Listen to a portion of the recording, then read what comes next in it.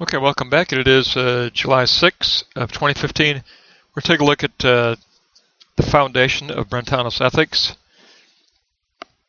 from a series of lectures he gave at the University of Vienna in 1876 to 1894. And it's going to begin kind of slowly. It's a developmental type ordering of lectures. So this first talk will just cover the very first psychical moment.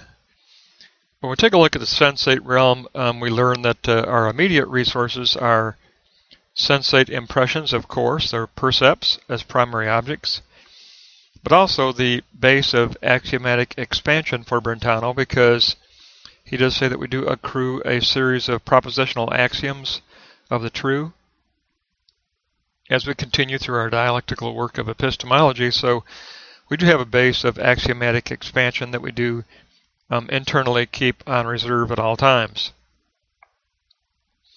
which is coupled with our primary objects or percepts.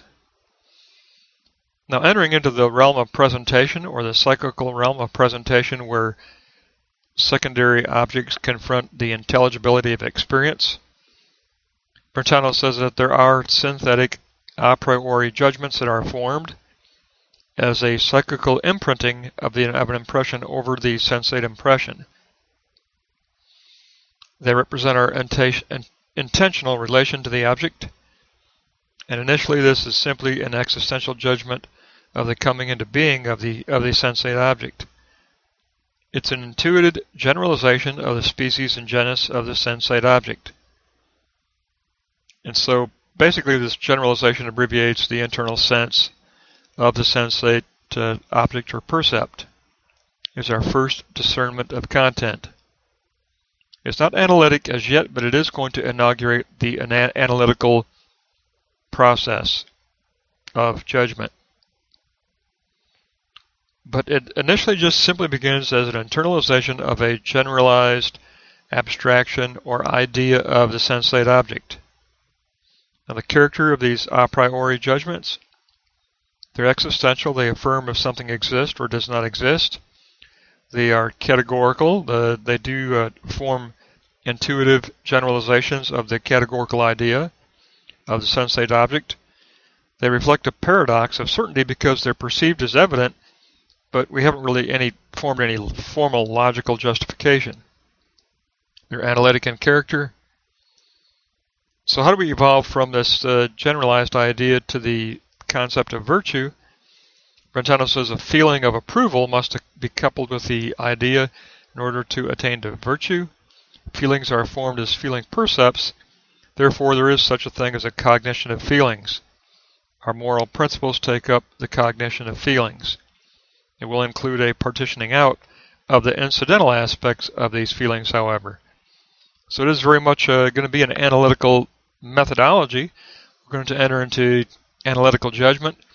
But at this point, we have simply inaugurated entering into the realm of analytical judgments.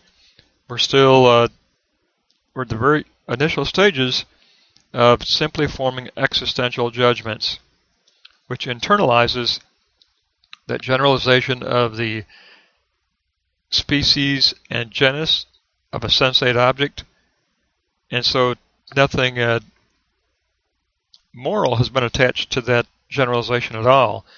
We just simply have an intuitive generalization of an idea of a sensate object. So the editor's taking us from the very, very birth of epistemology here. It's going to be a slow development, I think.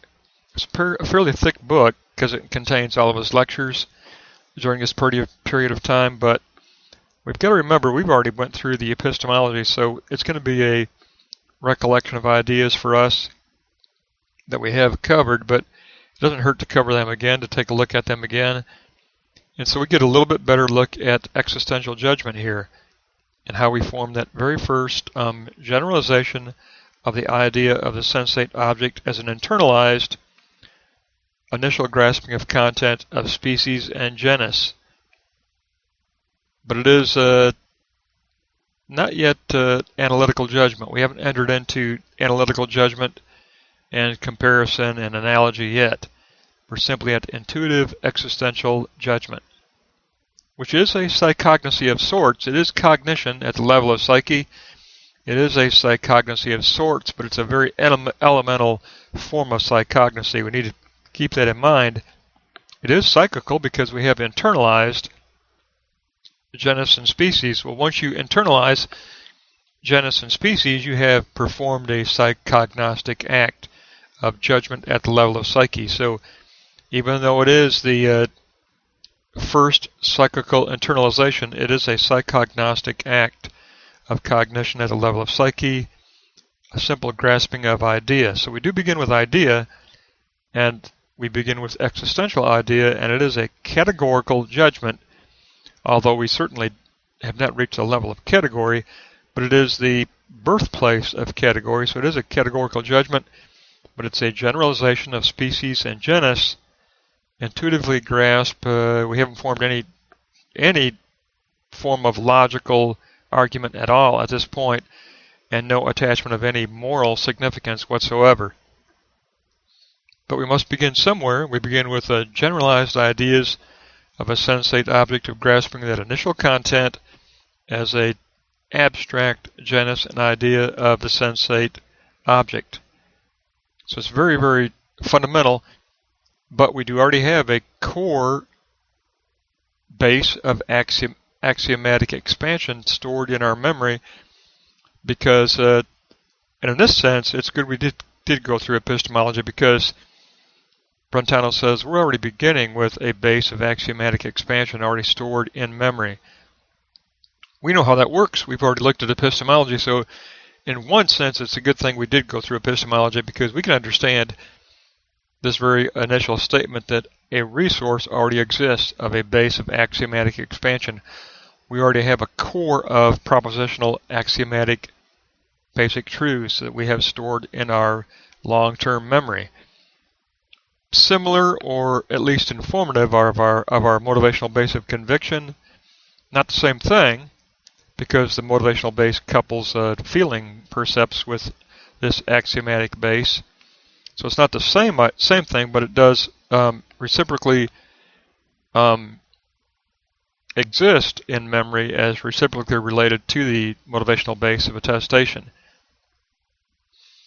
So in that sense, it's good we have already gone through epistemology, that we already have a little bit of an initial grasp of what's going on here with this axiomatic base.